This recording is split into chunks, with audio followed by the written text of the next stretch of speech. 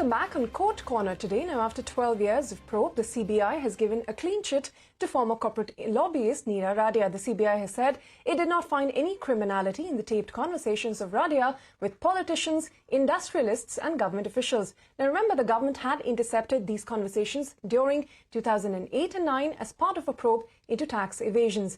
Ashmit Kumar joins us with more details on this. Ashmit, a major relief for Niira Radia after all of these years. Well, that appears to be the prima facie view at this stage. The Additional Solicitor General, Aishwarya Bhati, informed the Apex Court that the Supreme Court had directed the CBI to conduct these investigations, preliminary probes. These probes were conducted, preliminary investigations. The reports were submitted before the Apex Court. And from what is coming from the ASG today, it appears that there is no criminality that has been discovered by the CBI.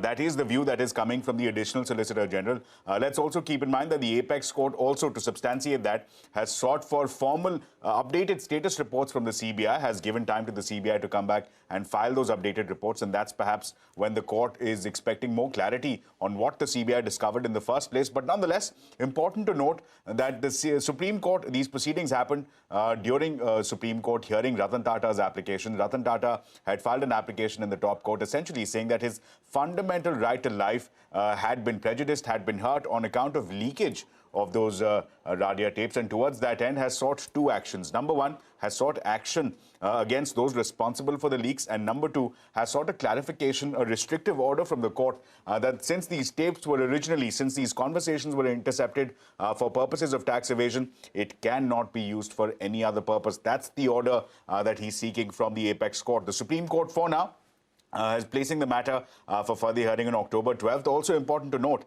that there is a PIL in this case by Centre filed by the Centre for Public Interest Litigation. They are seeking, citing public interest for making these tapes public and for allowing them to be, for sharing them on the public domain. That's another application that will be decided. So clearly, more clarity awaited on October 12th. For now, the ASG informing the court that CBI has not found any criminality in those conversations. Ashman, thanks very much for taking us through that. And of course, we will have you back once there is an update. Now, the Congress Party's presidential polls will be held on the 17th of October.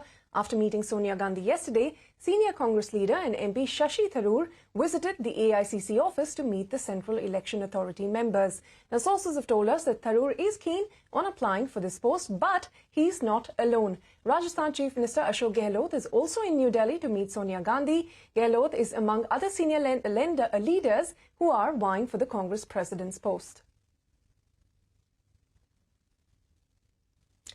And before we wrap, the government has made new appointments to the PM Cares Fund. Ratan Tata has been named as a trustee along with former Supreme Court Judge K.T. Thomas and BJP leader Kariya Munda, who also served as former Deputy Speaker of the Lok Sabha.